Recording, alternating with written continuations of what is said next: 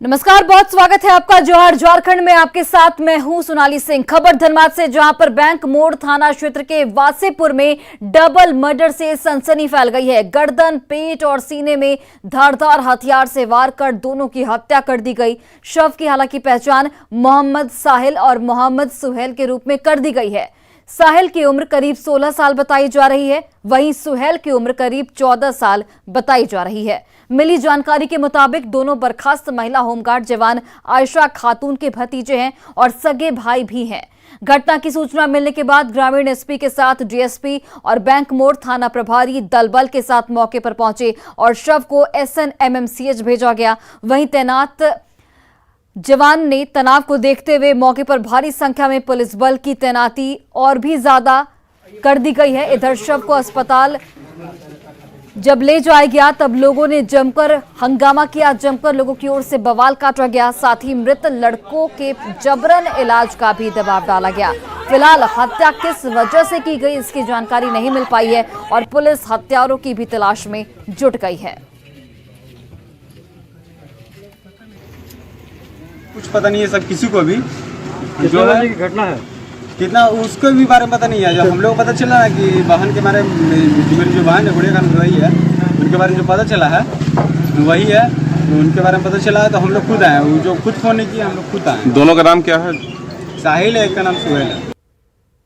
और जमशेदपुर में जिंदगी और मौत से जूझ रही छात्रा ऋतुमुखी को बेहतर इलाज के लिए एयरलिफ्ट कर बाहर भेजा जा सकता है, ये कहना है स्वास्थ्य मंत्री बन्ना गुप्ता का। वे कल TMH में पीड़ित छात्रा से उनके परिजनों से मुलाकात करने पहुंचे थे। स्वास्थ्य मंत्री ने भरोसा दिलाया है कि जैसे ही छात्रा की हालत में थोड़ा सुधार आएगा उसे एयरलिफ्ट कर बाहर भेजा जाएगा। फिलहाल ऋतु की हालत बेहद गंभीर बताई जा रही है। वहीं स्वास्थ्य मंत्री ने यह भी कहा कि इस मामले में जो भी दोषी पाया जाएगा उसे बख्शा नहीं जाएगा।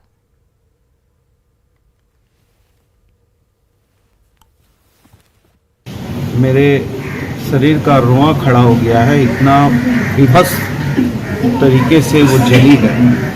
भगवान उसको जल्दी ठीक करे, ये प्रार्थना हम करते हैं। और हम लोगों का पूरा प्रयास होगा कि इस बच्ची को बेहतर इलाज मिले, निःशुल्क इलाज होगा। इसमें इसके परिवार के लोगों को 1 रुपया की भी खर्च नहीं करना पड़ेगा। दूसरा है कि जो लोगों ने ये कुकृत किया है उन लोगों को हम किसी कीमत में माफ नहीं करेंगे। और गुमला में जारी थाना क्षेत्र के श्रीनगर और जारी इलाके में इन दिनों जंगली हाथी लोगों को डरा रहे हैं। यहां हाथी मेन रोड पर आ जाते हैं। दरअसल हाथी कई महीनों से चैनपुर जारी सीमा स्थित श्रीनगर जंगल में डेरा डाले हुए हैं और दिन में किसी भी वक्त सड़क पर आ धमकते हैं। ऐसे में हाथियों को सड़क से हटने के इंतजार में लोग बैठे रहते हैं। वहीं कई बार हाथियों की चपेट में आने से उनकी जान पर भी बन आती है। हाल ही में जंगली हाथी के अचानक सामने आने की वजह से पुलिस कर्मियों को भी अपनी गाड़ी छोड़कर भागनी पड़ी। वहीं कई युवक जंगली हाथियों के पास जाकर सेल्फी भी लेते हुए साफ तौर पर दिखते हैं, जो जानलेवा भी साबित हो सकता है। हाथियों से खौफजदा लोगों ने वन विभाग से हाथियों को भगाने की मांग की है, लेकिन वन विभाग की ओर से तमाम कोशिशें की गई, लेकिन उसके बावजूद हाथी जो है वो भागने का नाम नहीं ले रहे हैं।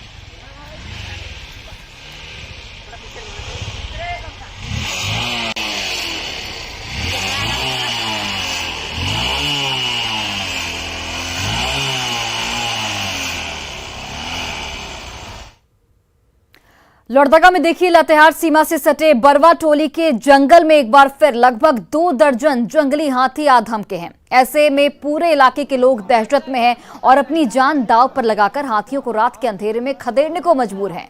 इधर वन विभाग ने ग्रामीणों से हाथियों के पास जाने से बचने की अपील की है। वहीं गजराज के आगे वन विभाग भी इस वक्त पूरी तरह से बेबस नजर आ रहा है।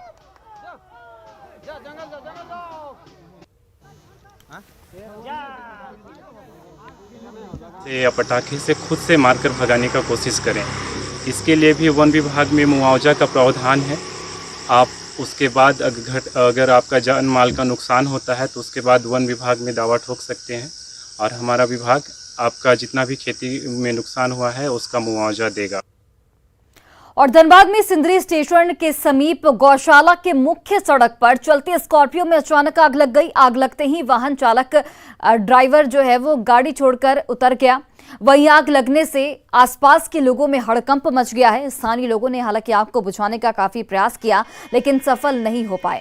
हालांकि दमकल वाहन मौके पर आने के बाद आग पर काबू पा लिया गया है, लेकिन तब तक गाड़ी पूरी तरह से जल चुकी थी। तस्वीरें आपके टीवी स्क्रीन पर जहां पर देखिए चलती स्कॉर्पियो में किस तरीके से अचानक आग लग गई। यहां पर गनीमत ये रही कि ड्राइवर ने समय रहते गाड़ी से उतरकर अपनी जान बचा ली।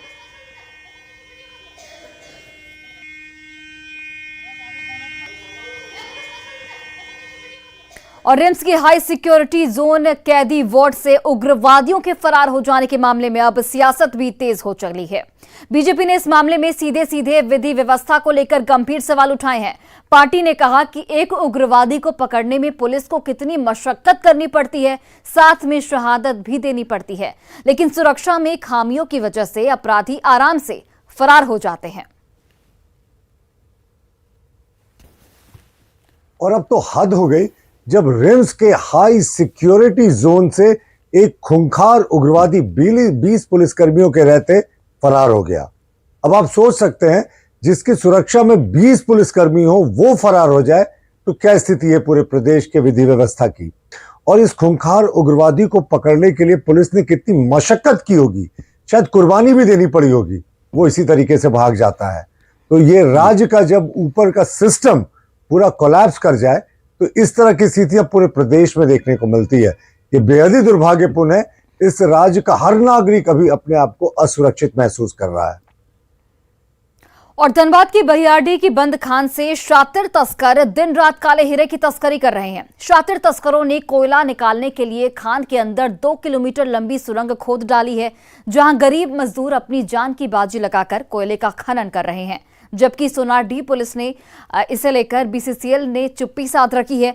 उग्र ग्रामीणों ने अवैध कोयला खनन का विरोध जाहिर किया है, तो वहीं कोयला तस्करों ने उन्हें बुरा अंजाम भुगतने की धमकी भी दी है।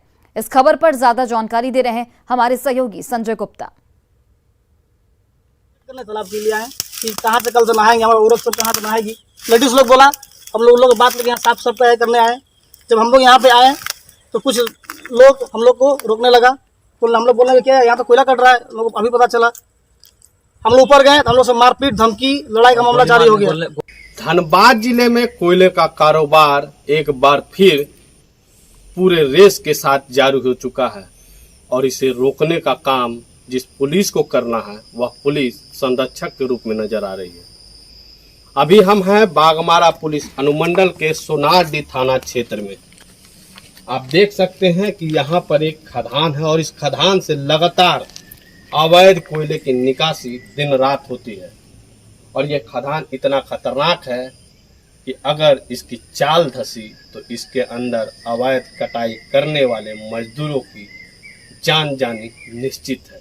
लेकिन लगातार हो रहे घटनाओं के बाद भी सबक लेने का काम ना तो अवैध कोयला कारोबारी लालच के चक्कर में कर पा रहे हैं, न मजदूर मजबूरी में इससे भाग पा रहे हैं। फिलहाल तो यह अवैध कोयले का कारोबार कहीं से भी बंद होने की स्थिति में नहीं है, क्योंकि सुरक्षा के जिससे जिम्मेवारी मिली है उनकी मिलीभगत है।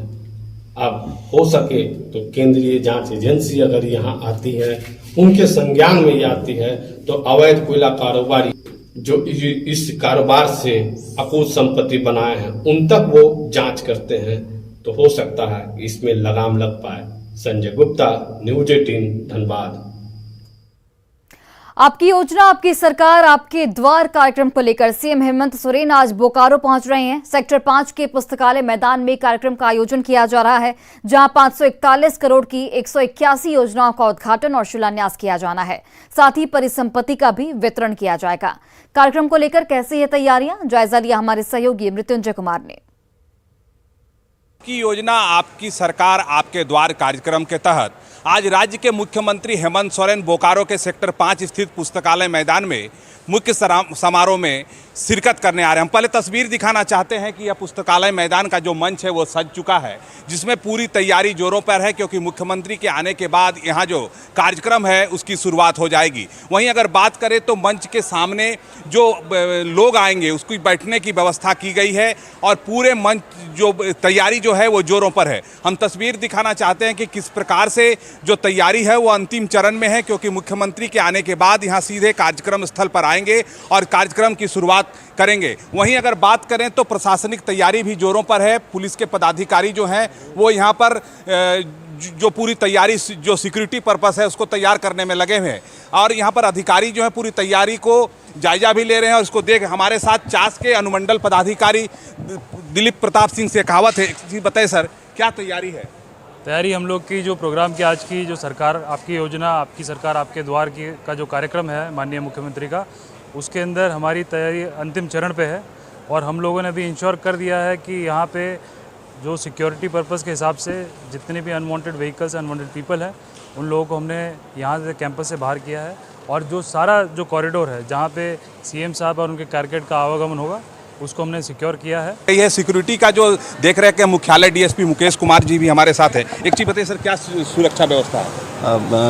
पुलिस अधीक्षक महोदय के निर्देशानुसार यहाँ जॉइंट ऑर्डर निकल गया है। अभी सभी फोर्स अपने जो पोस्ट जिस पे प्रतिनियुक्त किया गया है वो सब प्रतिनियुक्त हो रहे हैं। सभी को हम लोग चेक कर रहे हैं और सबको ब्रीफ कर रहे हैं कि वीआईपी ड्यूटी में उनको क्या करना है। तो ये हम लोग घूम कर सबको चेक करेंगे और जो माननीय सीएम मुख्यमंत्री महोदय का जो प्रोग्राम है उसको पूरी सुरक्षा के साथ हम लोग निकालेंगे। देखिए, अगर हम बात करें तो यहाँ योजनाओं की 181 योजनाओं का उद्घाटन और शिलान्यास किया जाना है, जिसकी लागत 542 करोड़ है। उसके अलावे कई परिसंपत्तियों का भी वितरण किया जाना है। तो हम कह सकते हैं कि बोकारो के लोगों को आज मुख्यमंत्री बड़ी सौगात देने जा रहे हैं, क्योंकि मुख्यमंत्री का दौरा लोगों में यह आस है कि लोग जो मुख्यमंत्री की जो योजनाएं चल रही है राज्य में 14 योजनाएं, उसका सीधा लाभ लोगों को मिलेगा और लोग इससे लाभान्वित होंगे। मृत्युंजय कुमार, न्यूज 18 बोकारो। और आज पूरे भारत में लगभग 600 प्रधानमंत्री किसान समृद्धि केंद्र का उद्घाटन पीएम मोदी करने जा रहे हैं। हजारीबाग में भी किसान समृद्धि केंद्र का उद्घाटन ऑनलाइन के तौर पर किया जाएगा। उद्घाटन कार्यक्रम के दौरान मुख्य रूप से कृषि विभाग के विभिन्न अधिकारी भी शामिल होंगे। वहीं विभिन्न क्षेत्रों से आए किसान भी मौजूद रहेंगे। प्रधानमंत्री किसान समृद्धि केंद्र में एक ही छत के नीचे सभी उत्पाद जैसे बीज, उर्वरक, कीटनाशक, मशीनरी के साथ मिट्टी और बीज परीक्षण सुविधा को और टेली परामर्श के जरिए सरकारी योजनाओं के बारे में जानकारी दी जाएगी। देश भर के 10 को जो केंद्र हैं उसमें एक हजारीबाग केंद्र का भी सिलेक्शन हुआ है। उसका जो है तो डायरेक्ट जो है वो ऑनलाइन उद्घाटन करेंगे। इसमें जो है बहुत बड़ी संख्या में किसान कल उपस्थित रहेंगे और स्थानीय अधिकारी एवं कृषि विभाग के अधिकारी जो है उपस्थित रहेंगे। किसान को अब किसी प्रकार के प्रोडक्ट को लेने के लिए लाइन लगानी नहीं पड़ेगी, क्योंकि अब सारी खाद एक रूप में देखेंगे और किसान अपने खेती से संबंधित सारी जानकारी एक जगह से लेकर के और उचित दर पे और उचित मात्रा में अपने प्रोडक्ट को प्राप्त करेगा और अपने खेती में अतुलनीय एक वृद्धि कर सकेगा, जिसमें उनकी आय में इजाफा होगा। राजधानी रांची में जलापूर्ति को लेकर पीएचडी विभाग कितना गंभीर है उसकी एक तस्वीर रांची के बरियातू के बड़गार में देखी जा सकती है। यहां पाइपलाइन फट जाने की वजह से सप्लाई के वक्त पूरे मोहल्ले में पानी भर जाता है। पिछले 4 महीने में इसी तरह पानी की बर्बादी लगातार की हो रही है। शिकायत करने के बावजूद पिछले 4 महीने से यही स्थिति जस की तस बनी हुई है। पूरे मोहल्ले में दलदल की स्थिति है। हालात जब बद से बदतर हो जाते हैं तब विभाग की ओर से एक जेसीबी मशीन को भेजा जाता है, जिससे फिलहाल कीचड़ को निकालने का काम किया जा रहा है। लेकिन सप्लाई के वक्त रात में लगातार पानी की बर्बादी जारी है। मौके का जायजा लिया हमारे सहयोगी संजय कुमार सिन्हा ने। राजधानी रांची में पीएचडी विभाग की लापरवाही की वजह से आम लोगों को किस तरह मुश्किलों का सामना करना पड़ रहा है आप देख सकते हैं। हम इसमें मौजूद है रांची के बरियातू के बड़गाई अंचल में, जहां शिवाजी पंचमुखी जो हनुमान मंदिर है वहां मोहल्ले में यहां पर सप्लाई का जो पाइप है वो फट गया है और जिस तरीके से पानी की बर्बादी हो रही है, पानी जो गली मोहल्लों में घुस रहा है, आम लोग परेशान है। कितनी मुश्किलें आ रही है? जो पानी जो बहता है क्या हर समय आता है? ये तो मतलब गर्मी बरसात तो खुद दिक्कत देता ही है, गर्मी में पूरा दिक्कत हो जाता है। कंप्लेन हम लोग पार्षद विधायक सांसद सबके पास दिए हुए हैं, विगत 4-5 साल से हम लोग जाते रहते हैं। जब भी सप्लाई का पानी यहाँ पर आता है तो सप्लाई का पानी क्या हर दिन यहाँ इसी गली मोहल्ले में? इसी गली में ढाल के कारण इसी गली में सप्लाई का पानी आते रहता है और उससे चलते पूरे मोहल्ला वासियों के लिए तकलीफ का कारण बना रहता है। कितने दिन से परेशानी है? ये करीब 3-4 महीने से लगातार पाइप फटा हुआ पंचमुखी हनुमान मंदिर के पास। वहाँ से कई बार आया लोग, बताया गया, लेकिन कोई काम कर नहीं पाया। आता है लोग, खाना पूर्ति करता है लोग और चले जाते हैं। आप देख रहे हैं यहाँ पर कि पूरे मोहल्ले में जिस तरीके से पानी भरा है, खासकर जब भी सप्लाई का पानी चालू किया जाता है और वहाँ से पानी जो है फटे हुए पाइप से निकलना शुरू होता है और आने जाने वाले लोग जो घनी आबादी है। अच्छा, ये जो आप लोग यहाँ पर आते हैं, जो परेशानी होती है, क्या हर दिन आप लोग इसी तरीके से मुश्किलों का सामना करना पड़ता है? परेशानी तो होता है, पानी बाहर रहता है तो नहीं होता। जो देख रहे हैं कि यहाँ पर घरों में भी पानी घुसता है, क्योंकि यहाँ जो पानी आता है क्या घरों में घुसता है? हाँ, उधर से घुसता है, उधर जो नहीं। कभी आप लोगों ने कंप्लेन नहीं किया? कंप्लेन कई बार किया गया है, ध्यान नहीं दे रहे। तो आप देख रहे हैं कि यहाँ पर बाकायदा जेसीबी मशीन को शिकायत की गई है, उसके बाद जेसीबी मशीन बुलाई गई है। जो जमा पानी है, जो दलदल की स्थिति है, उसे दूर किया जा रहा है। साथ ही जो लोग ये बता रहे हैं कि बार बार शिकायत करने के बावजूद भी पीएचईडी विभाग की ओर से कोई ठोस कार्रवाई नहीं की गई है। लोग यहाँ मुश्किलों का सामना कर रहे हैं। साथ ही बता रहे हैं कि जल्द से जल्द ये परेशानी दूर की जाए ताकि मोहल्ले के लोग आराम से अपना सफर जारी रख सकें। संजय कुमार सिन्हा, न्यूज़ 18, रांची। और झारखंड में पीडीएस सिस्टम फेल हो चुका है। रांची में नामकुम प्रखंड के कई लाभुकों को सितंबर का राशन अक्टूबर महीने में दिया गया है और भाड़े के नाम पर राशन की भी कटौती की जा रही है, जबकि जुलाई महीने के प्रधानमंत्री गरीब कल्याण अन्न योजना का चावल भी अभी तक नहीं बांटा गया है। लाभुकों ने पीडीएस डीलर पर कार्रवाई करने की मांग की है। राशन 35 मिलने वाला है, 33 मिल रहा है। क्यों? क्या पता, क्या बोलता है? तो देता है 5 किलो कम क्यों देता है? कैसे हम लोग जानेंगे? हम लोग बोलते हैं फिर भी नहीं देता है। वो लोग बोलता है ना सर, तो कि चावल इस बार कम दिया है, इसलिए यही चावल को सबको बांट मतलब काम करके पूरा करना सब ग्राहक को, इस प्रकार बोलते हैं सर। और हम लोग गांव तो बुंडूबेड़ा है, वहाँ हम लोग का ये कोटा तो ये बंधुआ में है, तो 3 महीने से हम लोग अभी राशन नहीं दिया है। और वहीं गिरिडीह के सरिया प्रखंड में रांची गिरिडीह मुख्य मार्ग पर रेलवे फाटक की वजह से हर दिन घंटों जाम लगा रहता है। इससे लोग बेहद परेशान रहते हैं। यहां पर स्थानीय लोग कई साल से ब्रिज निर्माण की मांग कर रहे हैं। यहां तक कि ब्रिज निर्माण का मुद्दा विधानसभा में भी कई बार उठाया जा चुका है, लेकिन अभी तक समस्या का समाधान नहीं हो सका है। ग्राउंड जीरो से इस पर अधिक जानकारी दे रहे हैं हमारे सहयोगी एजाज अहमद।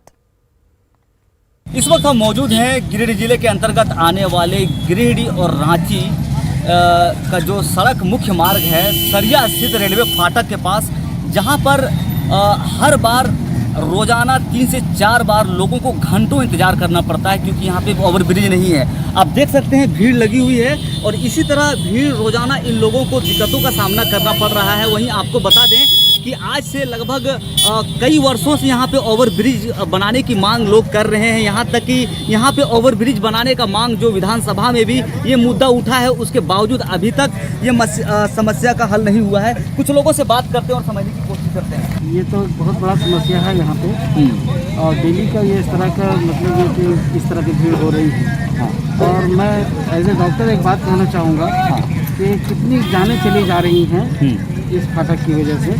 जो पेशेंट के क्रिटिकल कंडीशन में होते हैं, जिसको रांची जाना है या धनबाद जाना है, उसके लिए एक बहुत बड़ा समस्या ये मतलब कि ओवरब्रिज न बनने के कारण है। ये सरिया का मामला नहीं है, ये पूरा राजधनवार बगोदर होते हुए जो है ये नेशनल हाईवे को जोड़ती है। तो कहिए तो ये मामला जो है तो नेशनल मामला है। इसमें सरकार जो है सो अभी तक कोई पहल नहीं कर रही है, आश्वासन पर आश्वासन मिल रहा है। तो आप देख सकते हैं प्रत्यक्ष रूप से किस तरह से लोगों को यहाँ के परेशानियों का सामना करना पड़ रहा है। और हर रोज इसी तरह दोनों तरफ आप देख रहे हैं कि सैकड़ों की संख्या में लोग जमा हो जाते हैं। आप इधर भी देख सकते हैं कि किस तरह से लगातार लोगों की भीड़ रहती है और समस्याओं का सामना करना पड़ रहा है। इसी प्रकार और अंत में यहाँ पे देख सकते हैं कि लोग काफ़ी परेशान हैं और लोगों को समस्याओं का सामना करना पड़ रहा है। और यहाँ पे कई बार ये मुद्दे को उठाया जा रहा है। डीसी साहब भी इस मामले का निरीक्षण किए लेकिन कोई सोल्यूशन नहीं हुआ है। गिरिडीह से न्यूज़ 18 के लिए मैं एजाज अहमद। और फिलहाल इस बुलेटिन में बस इतना ही। आप देखते रहिए न्यूज़ 18 बिहार झारखंड।